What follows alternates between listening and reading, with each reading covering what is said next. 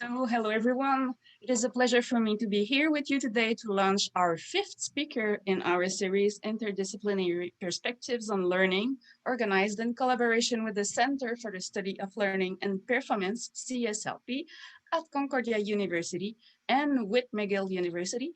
My name is Meira Saint-Laurent. I'm a postdoctoral fellow and a member of the CSLP. I will begin by acknowledging that Concordia University is located on Indigenous lands. Montreal is historically known as a gathering place for many First Nations. Today, it is home of a diverse population of Indigenous and other peoples.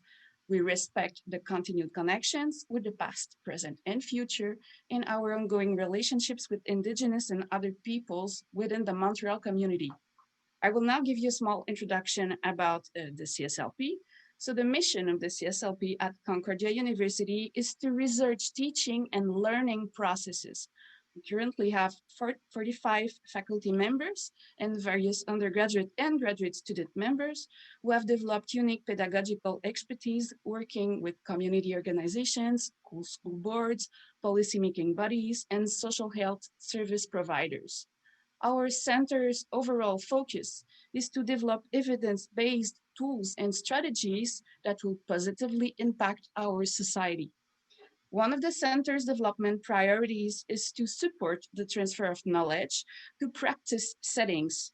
So for us, this speaker series is one way we are hoping to achieve this objective and reach out to several educators, public policy representatives, school counselors, researchers, and administrators of educational institutions. So welcome to all of you.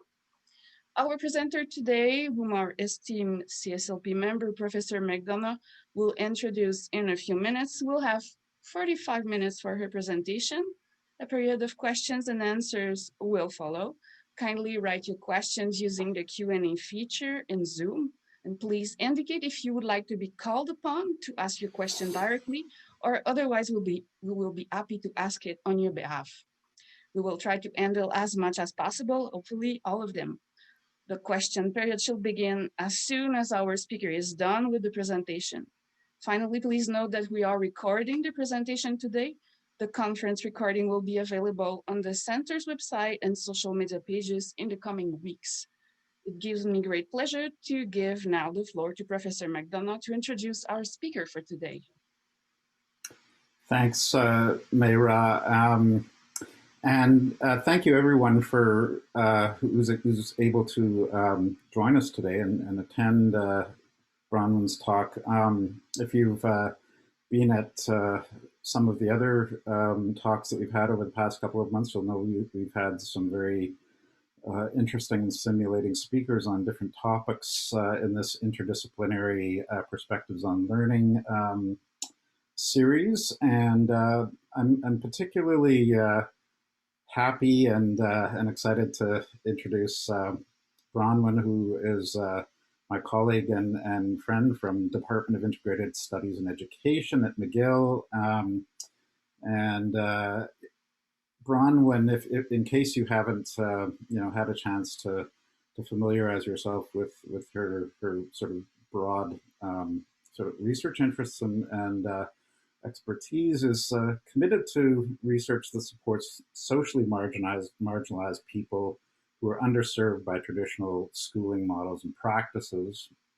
And her past and ongoing projects in this vein include a multi-year community school university partnership that's supported by, or that is supported and documented a high school's transformation into an urban arts high school, an ethnography of a high school hip hop and slam poetry class in the United States, and community-based research on how youth recording studios can foster well-being.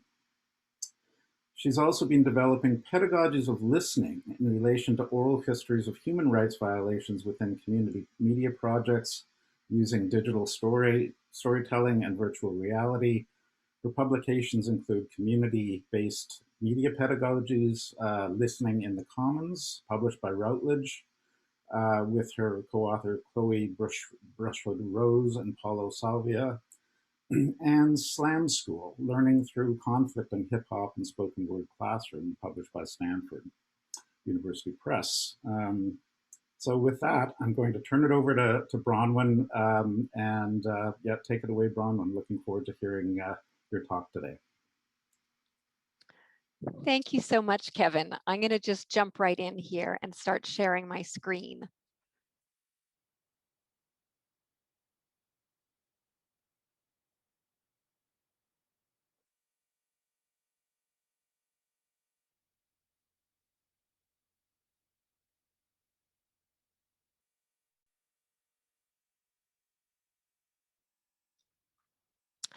It is a real pleasure to be here today. First, thank you, Kevin, for the lovely introduction. And thanks to Kevin and David for the invitation to speak as part of the series. Also, thank you to Mayra, Jihan, and Angus for their support organizing this event, and to all of you for coming on a Wednesday afternoon. Before I begin, I'd also like to introduce some of my collaborators and partners, and I'm not sure how many of them are currently present today. I know that Edouard Laniel Tremblay is. Edouard is a McGill graduate student, and I'll be sharing some of our work in progress. He's right now completing his master's thesis in the next 2 weeks. And so I'm grateful that he could take the time to be with us today. Marcel Partouche Gutierrez, also a McGill graduate student and a former youth worker at a local community center I'll be talking about. And Carl St. Victor, who's the director of Chalet Kent, the youth center I'll also be introducing you to today. Hopefully they'll be present at the queue of the question and answer period, which I'm really grateful for, since I'll be sharing all of our work. And I just want to give you a sense of the many people I collaborate with and who've been partners in this research. And they're really a big part of the reason that I've found my research so interesting, meaningful, and pleasurable. And only some of my collaborators are listed here. I also want to thank SSHRC and FQRC for funding these projects.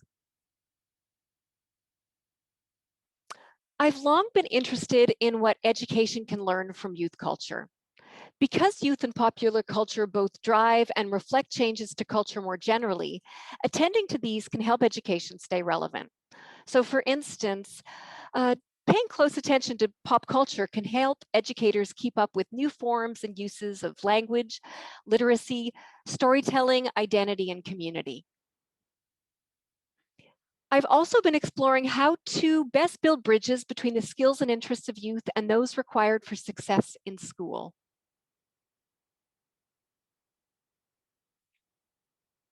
So I'm actually going to start this presentation and keep coming back to a song, a track that was created through a collaboration by youth at 2 different community centers.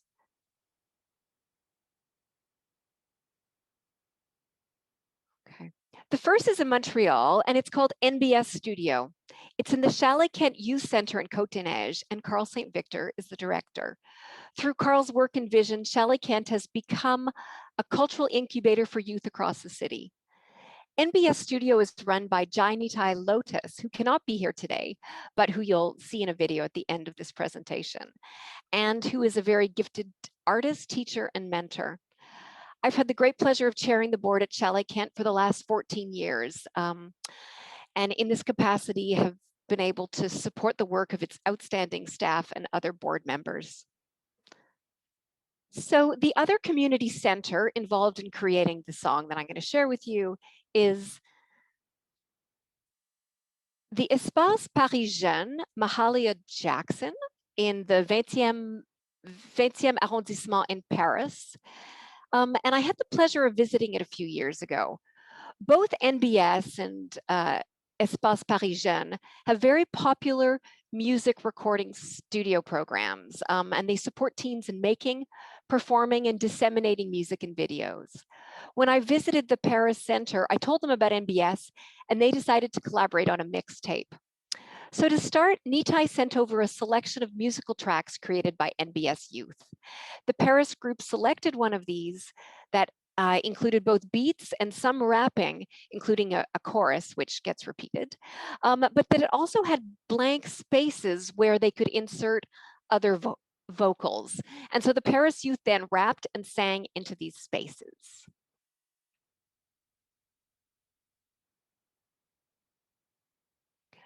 On this slide, you'll see a few of the annotated lyrics from the track.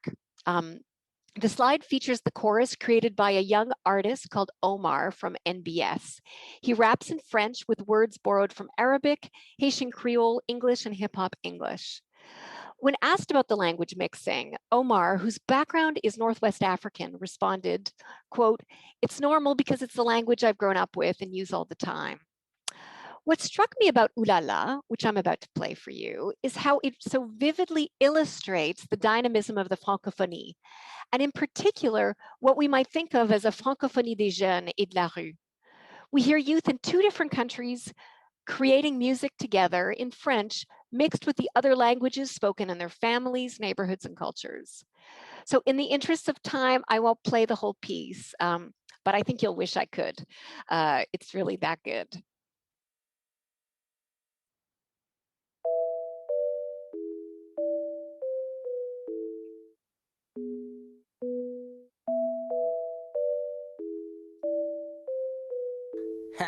Ça c'est le hook. Oulala, oulala, ils m'ont pas vu, ça fait des mois. Irréprochable, je suis trop sous ça. Je sais pas qu'est-ce que t'as cru toi. Produit du KTP à vie. Follow, follow, follow me. Ennemi ou ami, la différence est si petite. Oulala, oulala, oulala. Toujours là, tout là-bas, ou là-bas. Oulala, oulala. On inspire, tu déçois, oulala. Oulala, oulala, oulala. Toujours là, tout là-bas, ou là-bas. Oulala, oulala. On inspire, tu déçois, oulala. Que je sais plus qui est qui. Demande à ni les saisis. Je représente, ils sont ravis. Ils m'ont pris pour le petit. Leur dans mon lit. Comme tu vois, je suis pas gentil. Un jour tu ris, un jour tu meurs. C'est pas de ma faute, t'es plus en vie. Étonne-moi, petit soldat, tu vas finir soldé. Sors de ta matrice, on va te maltraiter. Ça me chagrine de voir que t'as pas de style. Te fais pas de film, toi et moi, on n'est pas intime. Écoute ma comptine, je suis de la mauvaise graine. C'est quoi cette dégaine, petit ménestrel? T'es pas de la même veine. T'es pas de la même veine. T'es pas de la même veine. Wesh, wesh, Zaga fête. C'est tout de que je ferai ta fête. Se sont mis à quatre pattes. Aujourd'hui, mange des pâtes. T'as trop compté sur tes pattes. Résultat, t'es cuit comme un rat. Chose a fait croire que t'étais un G. Va pas se mentir, ouais, t'es a B. Wesh, wesh, Zaga fête. C'est tout de que je ferai ta fête. Se sont mis à quatre pattes. Aujourd'hui, mange des pâtes. T'as trop compté sur tes pattes. Résultat, t'es cuit comme un rat. Chose a fait croire que t'étais un G. Va pas se mentir, ouais, t'es a B. خفاف رابيد كيما الكلاب ما خلاو لا تراس نتبعهم كي بكري جاي يا شمع حفظنا مع الاستاد نوصلوا وين نحبوا بلا ما نعرفوا لي ربار يا خلينا نتراسي حتى في الزرق شي خافي راسي لازمني يندق Wesh. So sorry to cut that off, but that's about 2/3 of the track. So as an international collaboration, Oulala performs what's already present in much of the music created at MBS and in the Montreal hip hop scene more generally. Here, local cultural production is in constant dialogue with the transnational flows of hip hop music and culture. So for a number of years, I studied the language mixing of Montreal hip hop with two colleagues, Mela Sarkar and Lise Weiner, with the assistance of some local artists, including Lou Pienza, who you can see here in this image in white, and Nantali and Dongo in gray, and who many of you might recognize from CBC. They're both members of Nomadic Massive, which is a very popular, influential, and multilingual local hip hop group. In an interview with another rapper called Ken Low, Lou asked him what the language of Quebec hip hop is made up of, and Ken Low responded, the jumble of immigration, trips, and travel tales, which I thought was very, very apt. So with this team, we explored some of the functioning implications of language mixing in Montreal hip hop, from the pragmatic, so that the more languages you could speak and draw on, the more possibilities for rhyming, but also to the political. And so in terms of the political, we were interested in how multilingual Montreal hip hop challenges dominant notions of linguistic identity in Quebec, including the idea that one can only be an Anglophone, a Francophone, or an allophone. We explored some of the ways Montreal hip hop language challenges Quebec official monolingual language policies and creates language standards from the bottom up.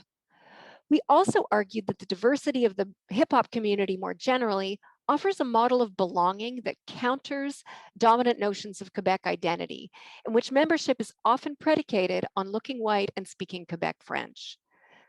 Overall, Oulala reflects the ways language and identity are lived in diverse settings, and it offers a theory of language as raw material for creative production and self-expression. Finally, we looked at how this mixing creates a counter idiom that flies in the face of French language-only educational policies in Quebec. In these, students are discouraged from speaking anything other than French at school, including playgrounds. Instead, we wondered, what if schools took the lead from the Montreal hip hop community, and rather than seeing other languages as threats to learning the target language, embrace the possibilities of multilingual play for increasing student engagement and pleasure in language learning, writing, and speaking?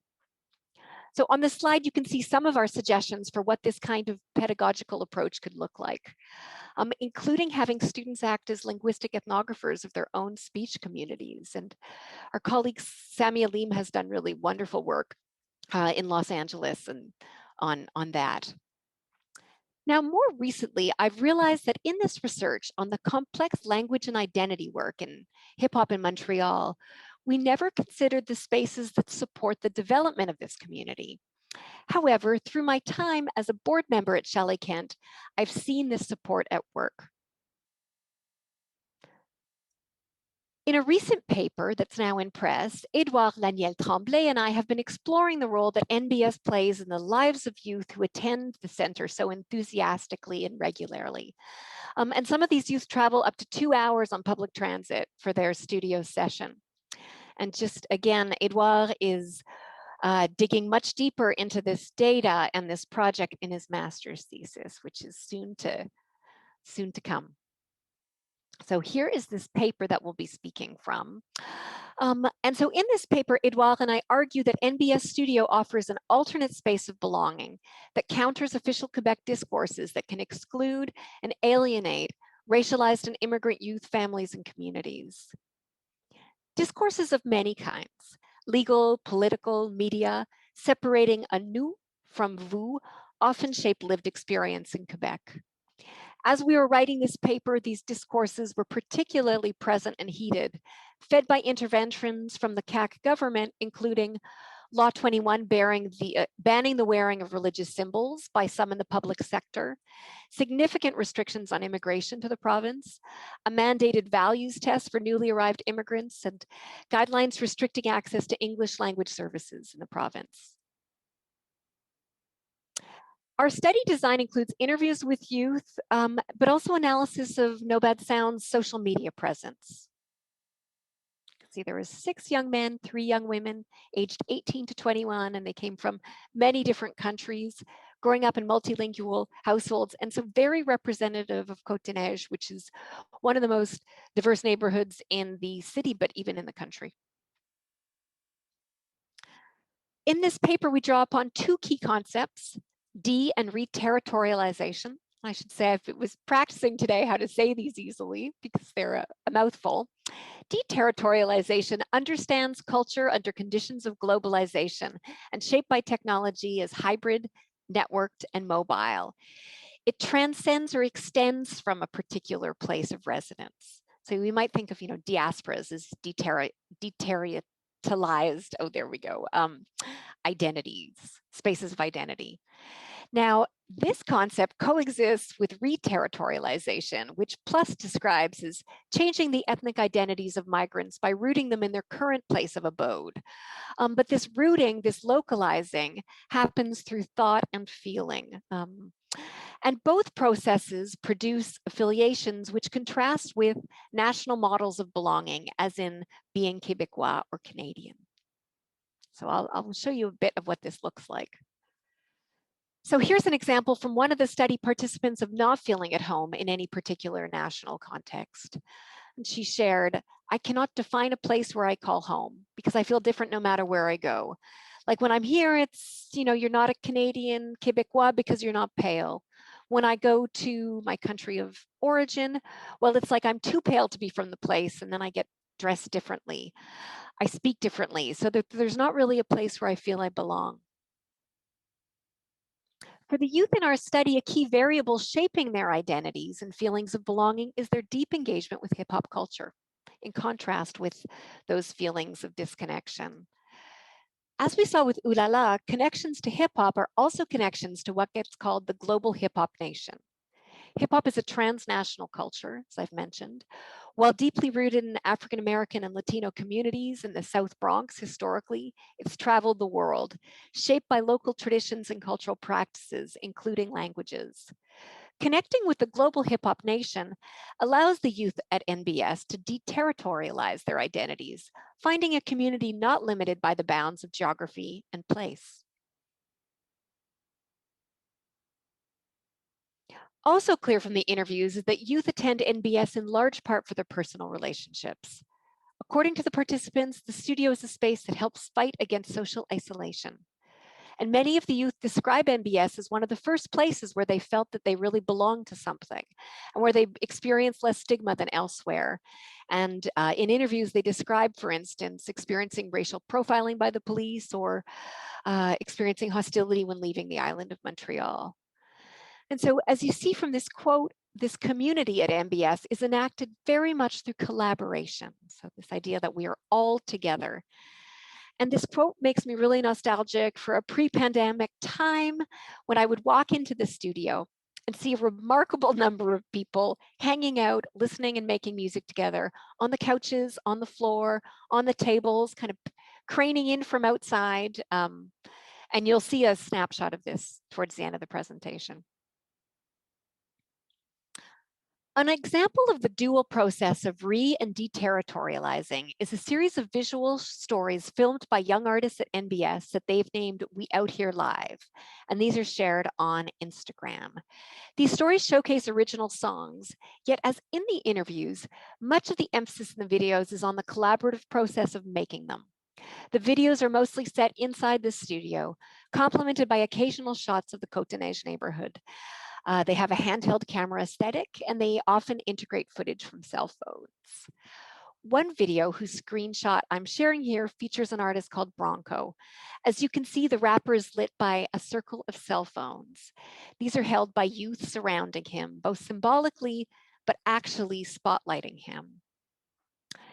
In the We Out Here Live stories, performers are never alone. They're sometimes accompanied by live musicians and others just by appreciative listeners moving in time to the beats and lyrics. Through the series and NBS's social media activity more generally, the youth and the staff ground themselves in a particular place rich with meaning. But as we've mentioned, this local is also global, given that the series audience is online and so people can be anywhere. Through their stories of self and place, the youth announce NBS is an important creative hub within the larger global hip hop nation. Through this study, but also from my observations and conversations with youth and staff over many years at Chalet Kent, it's clear that NBS Studio plays a really important role in supporting not only the artistic development of the youth who go there, but also their well-being. So I'm now turning to the third and final project that I'll be sharing with you today. A Montreal community health organization, Head and Hands, was concerned that many of the teens who attend their youth center, known as J2K, were experiencing high rates of mental distress, but not seeking counseling. However, they also felt that the recording studio at J2K was playing a very important role in their well-being, similar to what we've witnessed at MBS. And so a team of us, including Andrea Clark at Head and Hands, Samuel Vessier in the Department of Cultural Psychiatry, and Marcel Partouche, who's a former grad student, or is a grad student in DICE and former staff member at J2K, applied for and received a Shirk Partnership Engage grant. And our grant's objectives are to study the role that recording programs such as MBS and J2K can play in supporting the well-being of youth, and to develop a tool with the teaching artists and youth that they could use to assess their program's impact. And so this is an example of developing community-defined evidence for growth or success. So after having conducted interviews with 12 teaching artists and youth from across the city, we're now in the data analysis stage. One emerging theme is that music making has been integral to the sense of well-being and happiness for the teaching artists. And so they modeled this with the youth.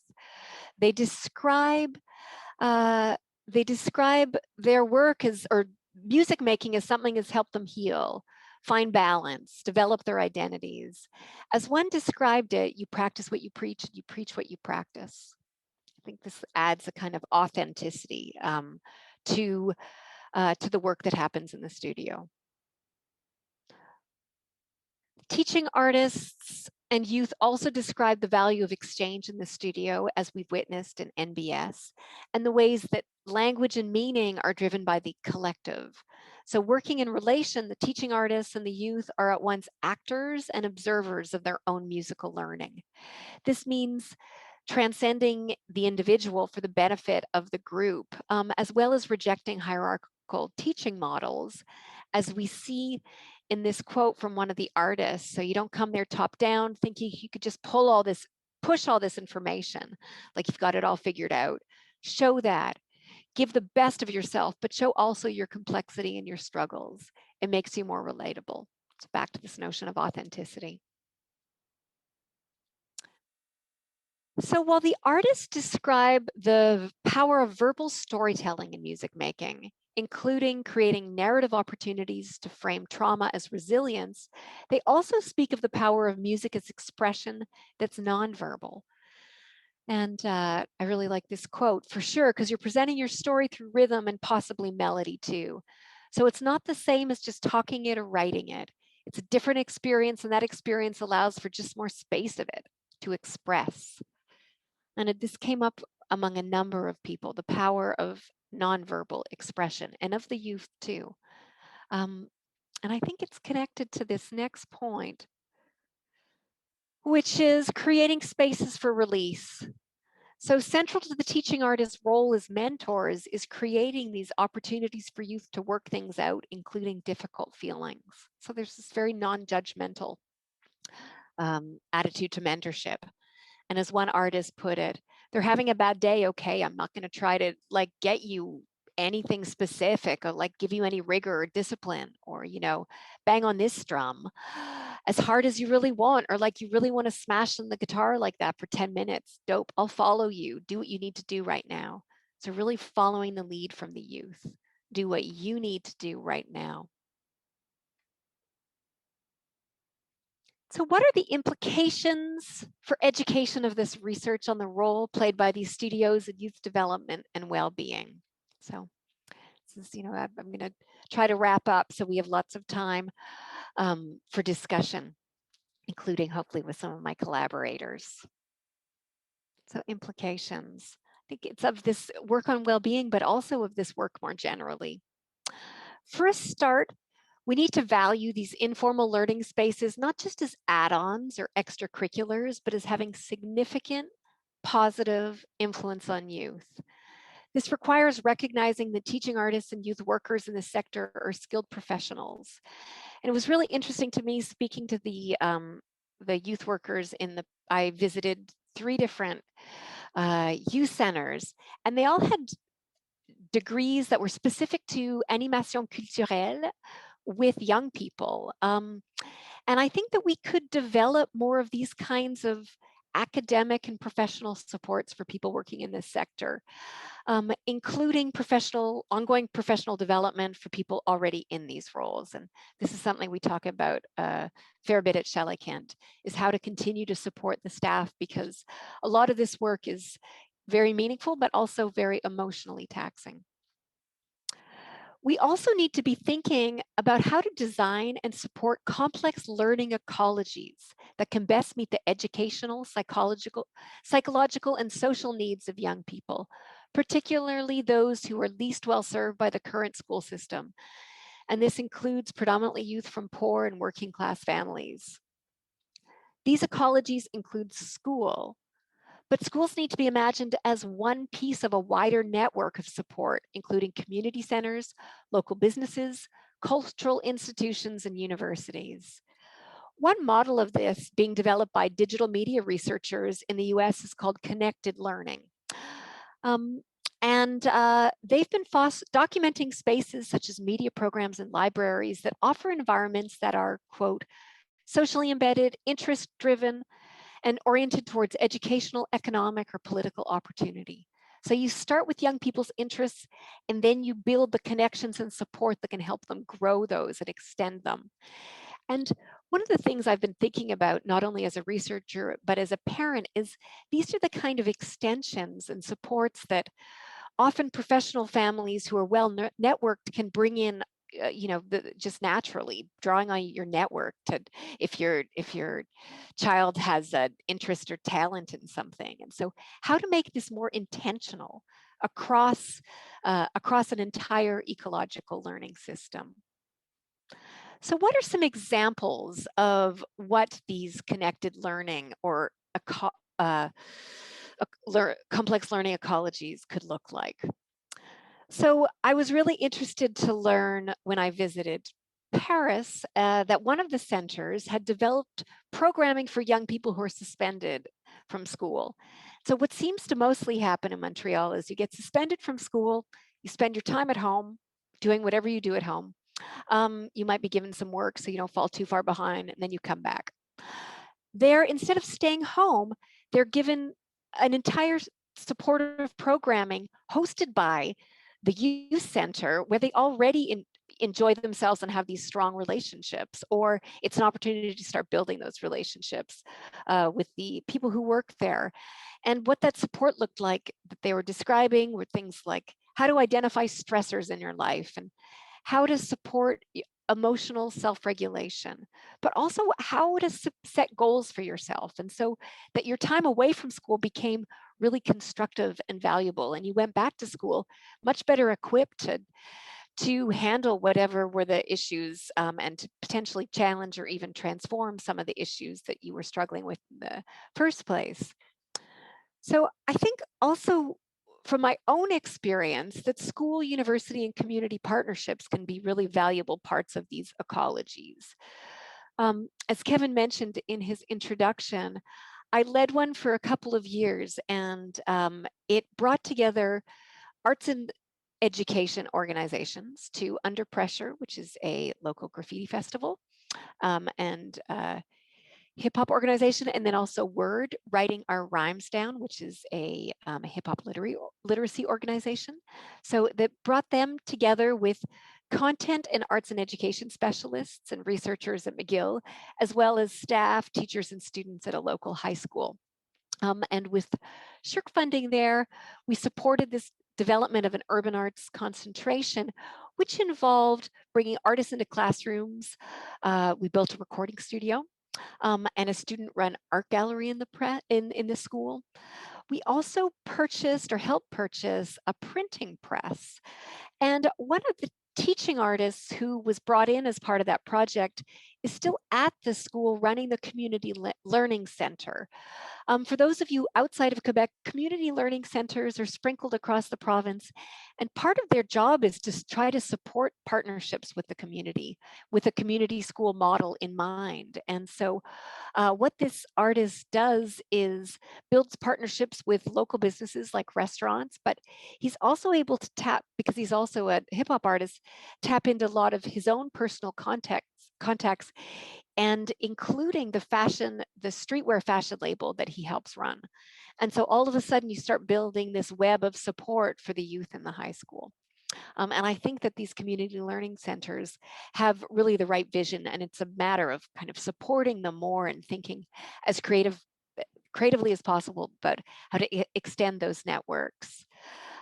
Another program that I'm currently involved with that's been put on hold during the pandemic, but is one led by Carl St. Victor and another McGill colleague, Christian Arrett, and it's a video gaming for learning program at Chalet Kent, and it involves building and supporting an esports program, but also all of the related digital arts and communication and entrepreneurial skills and activities that accompany esports. And this project, when it starts up again, is going to include partnerships with local arts organizations, but also people in the gaming industry. Okay, so I'm going to end with a final one of these kinds of partnerships that I find so important. And this one's particularly exciting, in part because it brings us back to the staff and youth from MBS Studio. This is a collaboration that Carl Nitai and I started between the Phi Center, which is a multidisciplinary arts and cultural organization in Montreal, and NBS. And the Phi Portal is an immersive public art installation that brings the Montreal public face-to-face with communities in 50 different cities. The portals look like these gold shipping containers. You'll see one in a video I'm about to share with you. And they host basically very high-end video conferencing equipment in all of these different locations. And the project seeks to bring people together. It was slowed down at the beginning by COVID, but they've managed to, in part because of the isolation of the portal, they've actually been able to start building these connections this year, which has been wonderful. And MBS participated in several listening sessions and exchanges with youth in young artists in New York, Milwaukee, and Mexico City. And it's another great example of this global hip hop nation, but also just art community more generally at work. So Nitai can't be present today, and so I'm going to give him the final word in this 2-minute video from a series that the Phi Center has created about this project. And the series is called The Artists Are Present. You'll meet Nitai, but you'll also get glimpses into MBS Studio and the Phi collaboration. So I'm going to share a new screen with you here.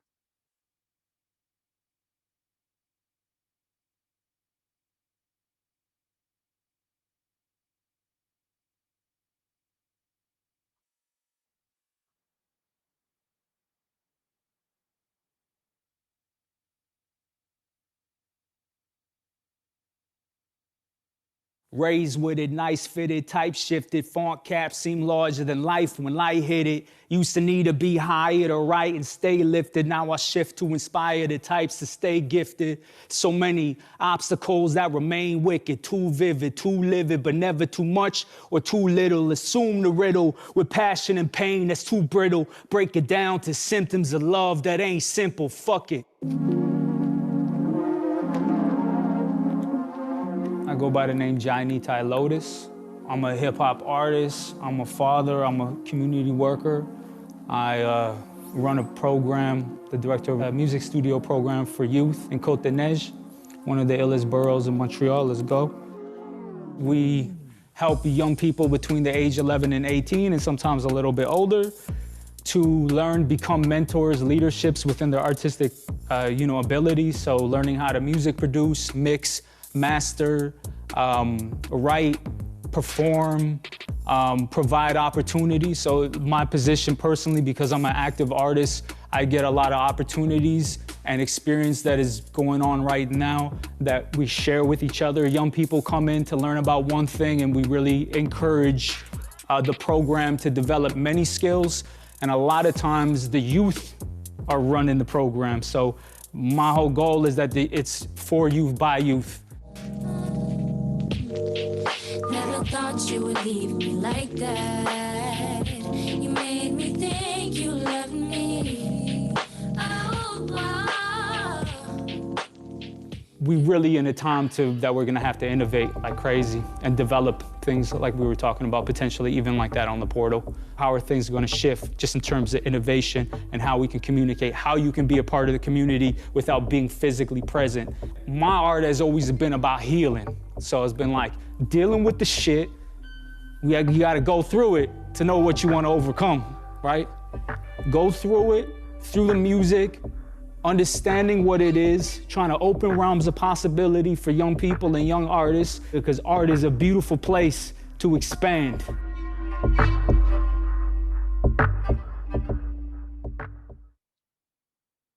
There's nothing.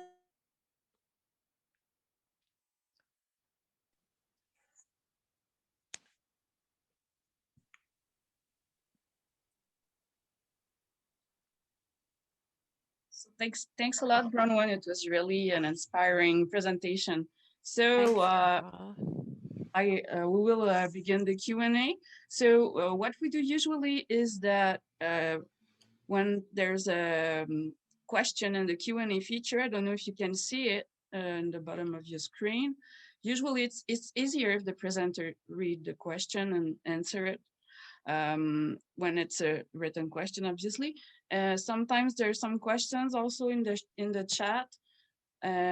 So we can navigate between the chat and the Q&A feature. And finally, it's possible to ask a question directly. So just if somebody from the audience wants to ask a question, just you have to inform us so we can unmute your mic. So any questions? I say thanks for that, Mayra, and nice to see you, Edouard. Thanks for being here. So Edouard is part of your project, is that correct? Yes. Yes, I just wanted to. Yeah, the NBS paper that we shared is co-written by Edouard and I, and it's some of that material is in his master's thesis, but his master's thesis goes much deeper into what he learned from the interviews. Well, as I guess the sort of informal host moderator, whatever, I do have a question, but I'm going to hold off and see if it looks like there are some questions coming up on the chat. So I'm going to let people in the in the audience, so to speak, have precedence. And yes, we have Beatrice in the chat.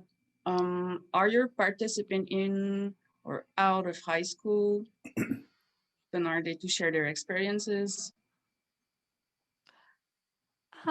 So what I've described here are a number of different projects. The NBS technically serves youth from 11 to 18, but it's actually been a challenge for the youth center because often young people are really just getting going at 18 in their music. And so we've been working to try to have NBS serve older people, young adults at the center. And yeah, I think some of them are quite open to sharing. They've their work and ideas. They've spoken to my students, for instance. I took a grad class that I was teaching to NBS and Chalet Kent, and it was the students all described this as the best class of their master's degree, which was both good. And then I thought, oh gosh, we need to be doing more of that. So both good and a kind of reminder of the importance of leaving the university for, if we're talking about education and community. But it might be in terms of that question, it might be also something that Edouard could answer since it involves the interviews. Hello, everyone. Thank you for this talk, Bronwen. Thank you for organizing this talk. Like Bronwen said, yes, most of the youth are 18 or a little bit older.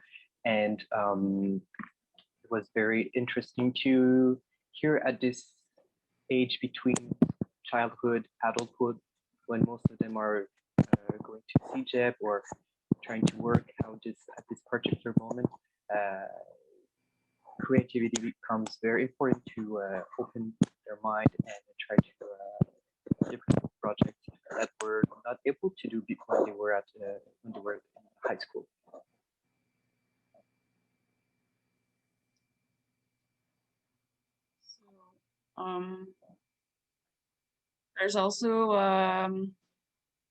There's also Dennis, who is a senior pediatrician, and he's thanking you for letting the presentation. Wanted to read what he was saying. I have a question. I have a question for you there, Bronwen. I mean, it's actually inspiring to hear your presentation and to see all this stuff that you and other folks are up to. And I mean, seeing these youth recording studios, I mean, it's lovely to see what the amazing things that students are doing. But I mean, it's interesting at the end, towards the end, you brought up this new group that's doing video gaming and some people that are doing esports. I mean, as a lifelong gamer, I can say that I actually have doubts. I mean, I have serious doubts about the educational value of esports. So I mean, are we going to say, okay, it's connected learning if they're going to the center and doing esports? I mean, you know, it certainly seems better than some activities, but I mean, if we look at it very broadly, I mean, let's look at it from like a Deweyan standpoint. We can say, well, you know, I mean, it's educational if it contributes to growth somehow. I mean, can we really make the case that esports is better than, say, many other activities that could also be offered to the youth? I mean, how do we differentiate? Because there's various different kinds of things. I mean, the public can't support every possible youth activity, right? So, I mean, what do we choose in terms of which activities to support for, you know, connected learning? I mean, it's an easy sell, it seems to me, for the youth recording studios. The esports seems to me to be a little bit of a tougher sell, at least from my standpoint. So yeah, I mean, how do you kind of respond? I'm sure you get criticisms like that every so often from hidebound people like me. So I mean, how do you respond to it there, Bronwen? I mean, what's your answer to those kinds of concerns? It's interesting hearing you say that as a gamer. Do you game with other people? Because one of the things that is of interest in the research on gaming is how it's seen as super antisocial. But if you actually study communities of young people who game together, they can actually develop very profound pro-social skills, learning how to collaborate, learning how to, you know, pass the mic, so to say, pass the Game Boy. And so there's the kind of social piece. But what we've been interested in developing is the whole infrastructure that happens around esports. And so you need people who are doing press releases, there's communications, you're setting up connections with other teams. So it's competitive. There's big money in esports, as you probably know. Some universities are now offering esports programs and scholarships. So if what we're thinking about are pathways that are like to education and employment, then tapping into, you know, something that might seem like a waste of time, but actually some people are making, you know, lucrative and interesting careers for themselves out of, actually seems like a pretty good place to start.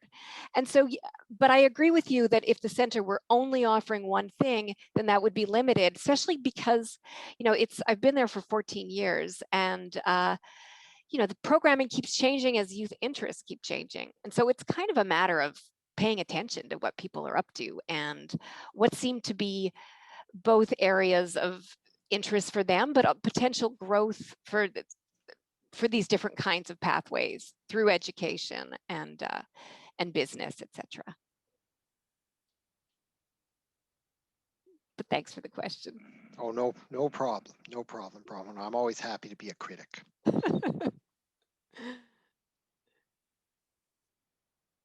Okay, I see a question from Tessa. Hi, Bronwen. Hi, Tessa. Hi, thank you so much for the presentation. It was really interesting. I've been doing some thinking about the idea of musical communities, and I know there's some really great work in the music education field right now about sort of the value that we place on the notion of community. And I'm just wondering, you know, if in your work on the idea of belonging to a musical community sort of acknowledges or deals with the fact that the concept of community itself, and I think like particularly in musical environments where community can be imbued with like deep and significant emotion, and there's often a push to the idea of oneness or unity, that in some instances could actually be seen as problematic. And you know, like acknowledging that, you know, hip hop communities aren't, you know, without fault in the notion of communities. And I'm just wondering how you've seen, like in the field, is there space within these learning centers for a community of dissent or difference and dissent apart from this community that is obviously so important to these students at the same time? Mm-hmm.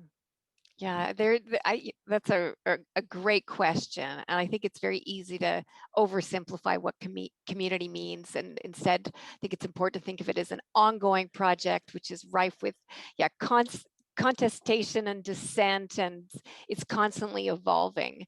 I think part of the job of the staff, the adults in the room in these spaces, is to try to keep maintaining that positive community focus. And that means like really being attentive to who's being excluded at a moment, or, dealing with things like microaggressions in productive, respectful ways. And so, for instance, one of the things that MBS has had to continually think about and try to respond to is the fact that, like so many communities programs, there tend to be more men than women that attend it. And so in order to be proactive, they've done two things. One is creating just special slots on the schedule for young women to sign up. And you can wait many weeks to get a spot. As I was saying, it's so, they keep trying to expand because the program is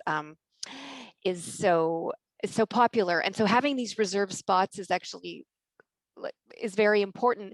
And also when young women try to sign up, they kind of often get bumped to the top of the roster. And so there's this very proactive attempt to create a more inclusive community in that sense. And Edouard, I've just been, as I was saying, Edouard is just finishing his thesis, and he has a fair bit about gender in his data. Do you want to share more about what you learned about that? Yes, of course. One of the areas I was looking for is directly related to the one technique of RAB called ego trip. And we've noticed that there was a very strong difference in the approach of how you create your persona as a young MC. In the data, they were showing that all of the 6 participants identifying as men were all using an MC and trying to create this very unique and personal figure. And in comparison, the identifying female artists were more into really the introspection, and they felt that they didn't need this concept of alter ego to really reach into their inner selves to communicate in their lyrics or in the production. So it was interesting to see how the persona becomes this transitioning tool for a young male adult to get to, let's say, to shut down some barriers, or maybe mental barriers to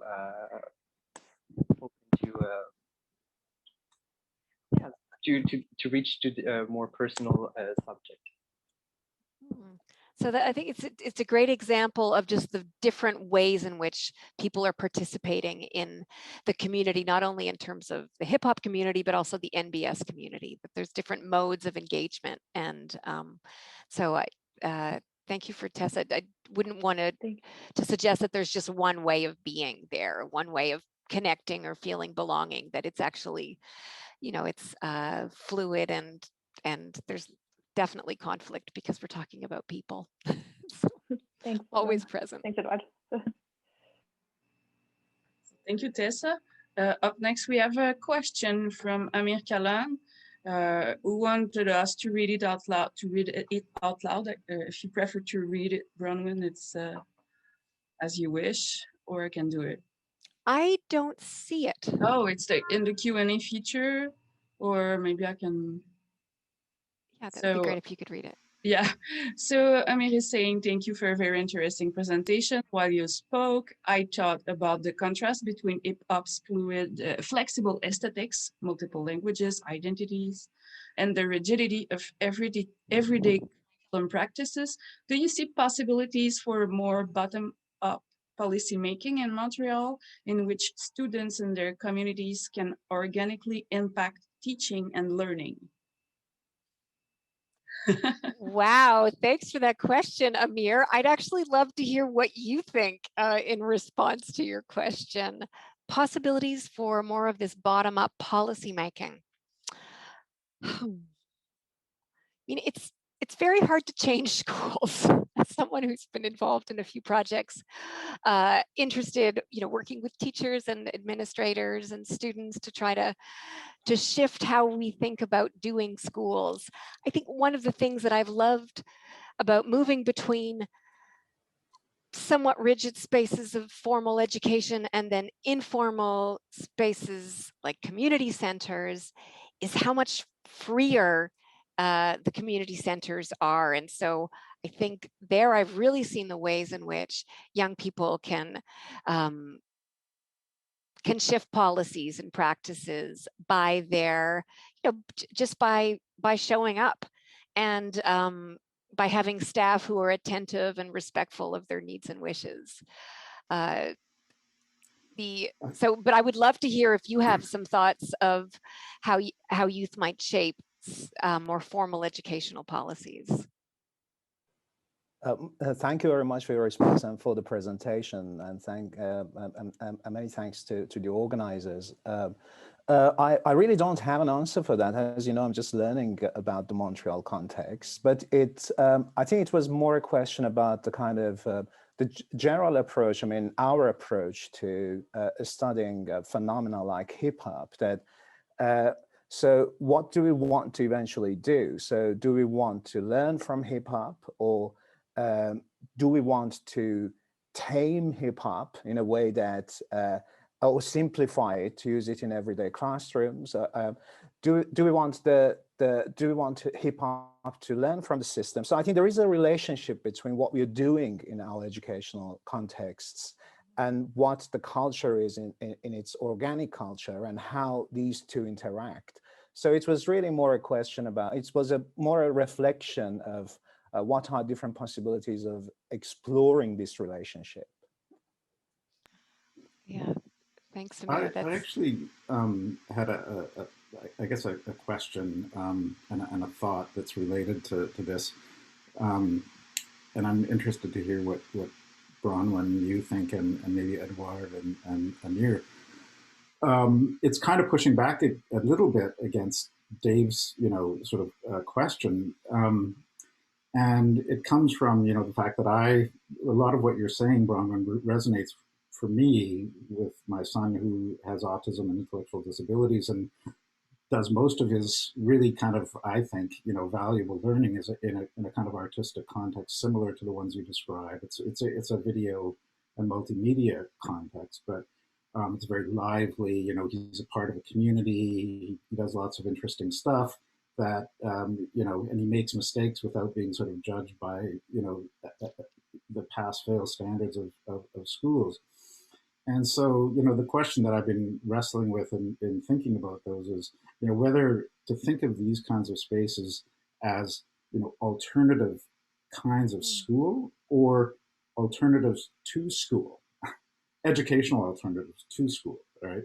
And I think it's not an easy question to answer, because there are pros and cons. But I mean, one of the reasons that I'm inclined to think that we shouldn't think of them as alternative forms of schooling, but rather as alternatives to school, is that they simply, the kind of educational opportunities they provide don't fit very well at all into the kind of academic standards of learning that schools demand and that schools are structured to provide.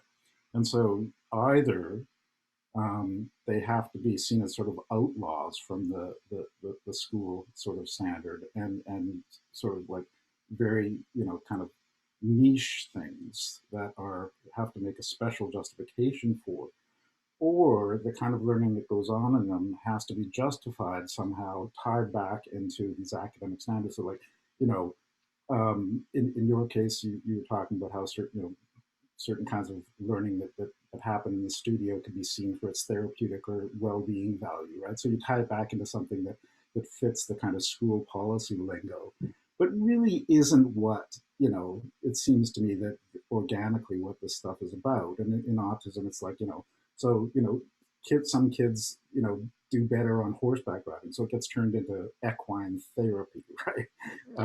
And it just kind of transforms and changes.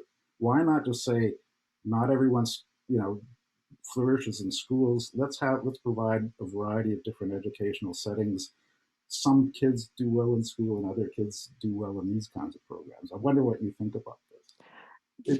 And sorry, the tie into Amir's question is that I think the solution then isn't a bottom-up policy making, it's a top-down one. It's one that says we have a top-down policy that not everyone is required to, sort of certify their social success by graduating from high school. Right? We have other places for them. I think I'm not quite ready to give up on the high school. The potential of the high school for change. And so a number of things came to mind. I mean, for one, young people spend so much of their life in school. So why not try to make it as meaningful and interesting a place as possible, but also schools remain the gatekeepers for what happens next. And so one of the things that, I've witnessed at Chalet Kent are young people who are leaders in our programs and failing at school, and in fact, identified as problems at school.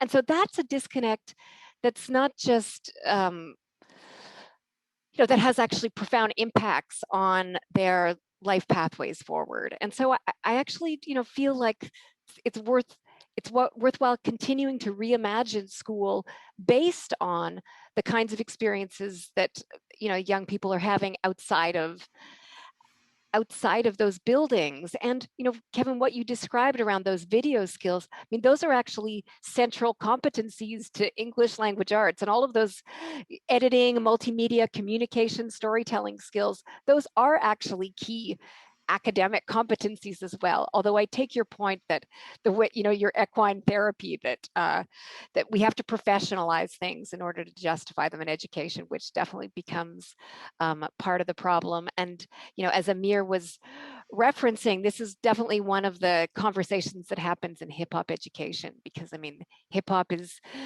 the idea of bringing hip hop or other street art forms into school. And to assume that that will be an easy transition. I mean, there is a way you're domesticating or taming something, which is very much about resisting and being counter to.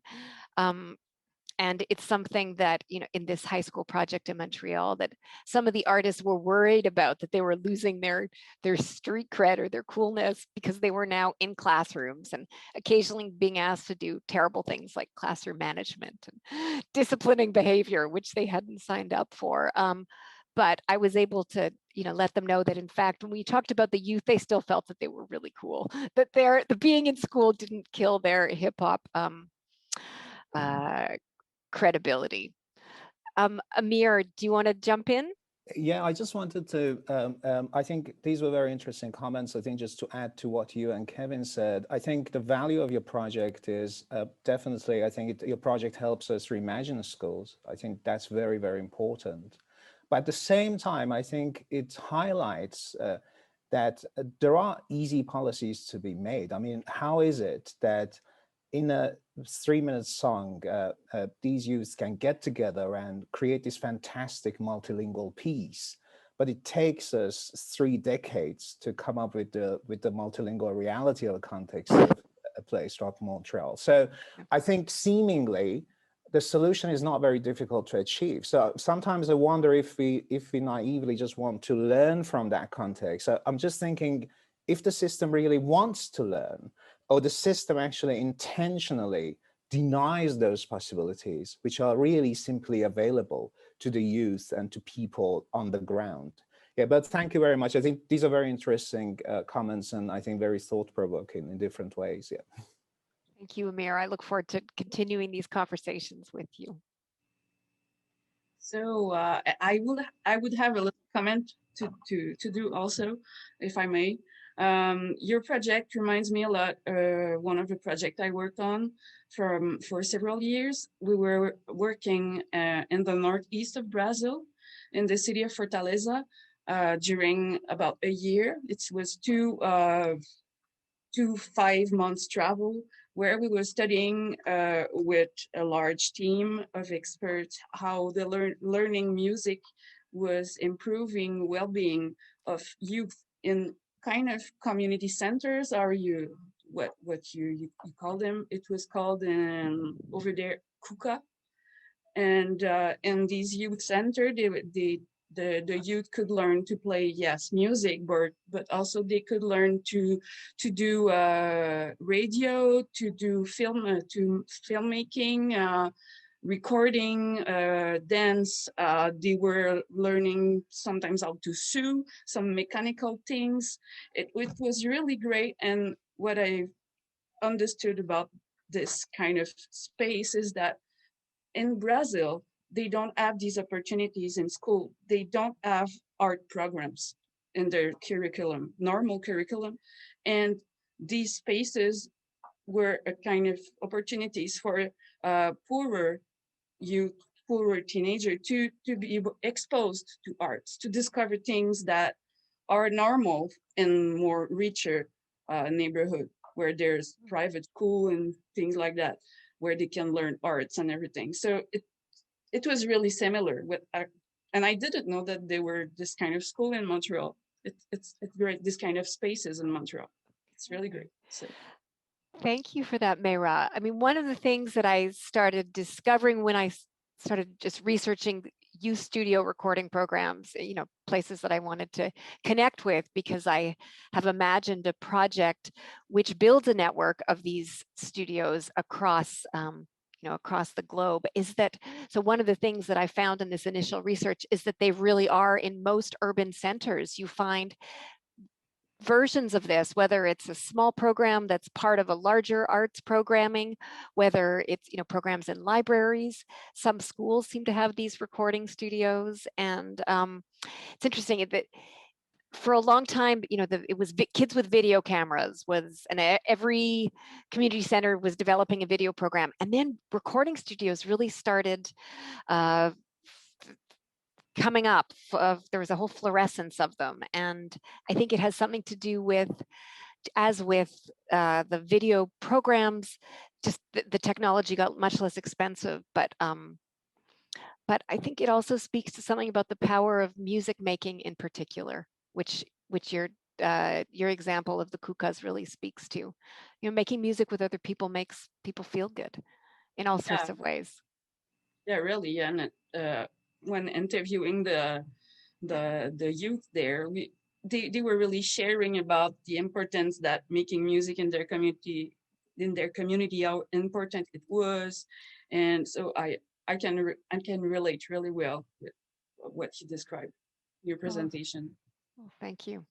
We'll have to have another conversation. Yeah. I think there's no more questions, comments. So thank you, Professor Low, for this wonderful presentation. Thank you also to the CSLP team members behind the scene. To learn more about CSLP, so we invite you to go to our website, where the recording of the presentations will be available in a few weeks. And stay tuned for our upcoming and last presentation of our speaker series on May 5 with Professor Doris Santoro from Baldwin College. And the title of her talk is Demoralized, the Moral and Ethical Sources of Teaching Dissatisfaction. So on behalf of the CSLP and on my behalf, I wish you all a great rest of the day. Thank you. And thanks to everyone who came and all the organizers again. I really enjoyed it. Thanks. Thanks very much, Bronwen.